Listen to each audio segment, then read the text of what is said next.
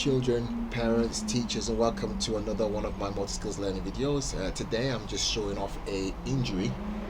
This is known as kinesiology tape, and it's used to heal my rotator cuff, something that was aggravated, would you believe it, about 30 years ago, and I still have the pain in my shoulders. How did this happen?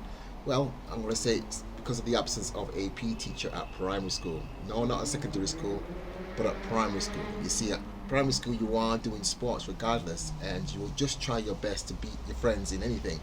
And we had a throwing competition in the playground, and there was somebody who could throw farther than I could. So I just tried harder and harder, and then aggravated my shoulder, and it's never been the same since. So this is the reason why I advocate for having a qualified PE teacher who can correct your form when you're throwing, jumping, whatever sport you're doing, just to make sure it's done correctly. So in this video I'm going to be demonstrating how to do an overarm throw the correct way. Okay, you may be able to throw far, but you need to use the correct form so you don't aggravate an injury like this. Okay, you do also need to make sure that you are practicing the correct form a few times so it moves nice and smoothly, as opposed to having so many different mechanical parts. Anyway, I hope you enjoyed the practice, and let me know how you get along. See you then. So Isaac Newton's second law in physics is every action causes an equal and opposite reaction. Okay, and I'm going to demonstrate by showing you this coil here. This is a spring.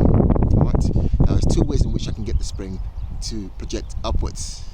There's the one that's not so obvious, and that's me helping it up by just doing that. It doesn't go very far, but then I'm not really using the full potential of the object, which is the spring. You notice the spring has a coil on it.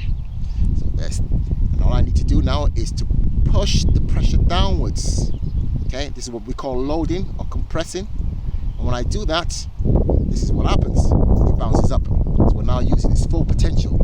Now when we throw, we need to think the same way. We need to coil the body, and we need to compress the energy in order to be able to project whatever it is we're throwing, kicking or punching forward. If we don't use that way, we may succeed, but we may cause ourselves injury in the long run.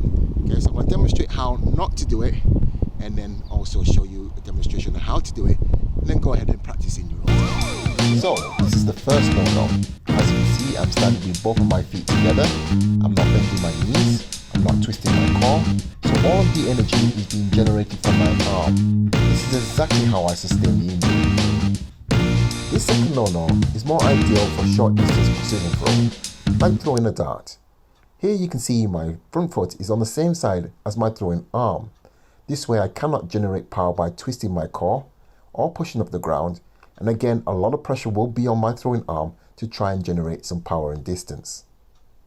So to practice the correct form before throwing, place your opposite foot forward to your throwing arm. Then bend your knees slightly and raise your heels off the ground slightly at the same time. Feel the pressure build up on your lower leg muscles, that's your calves, and push upwards. Again, practice bouncing up and down like a spring and feeling the pressure compress on your lower leg muscles. Now to recreate the coil effect, you want to bring your throwing arm back as far as possible whilst taking a deep, quick in-breath. As you throw, you want to be pushing off the balls of your feet, uncoiling, and breathing out at the same time. This you have to practice a few times until you create one swift, fluid movement with all motions. Again, practice this a few times before releasing your object. Now if we take a look at the number of mainstream sports that demand an execution of this action, you can understand why the rotator cuff is vulnerable to injury if not corrected at an early age.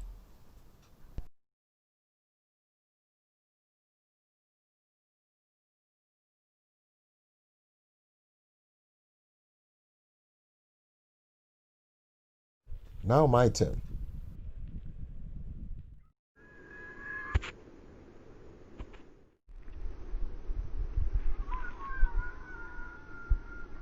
Now that didn't hurt my arm at all. However, I really must stop checking myself out in the camera when I'm demonstrating.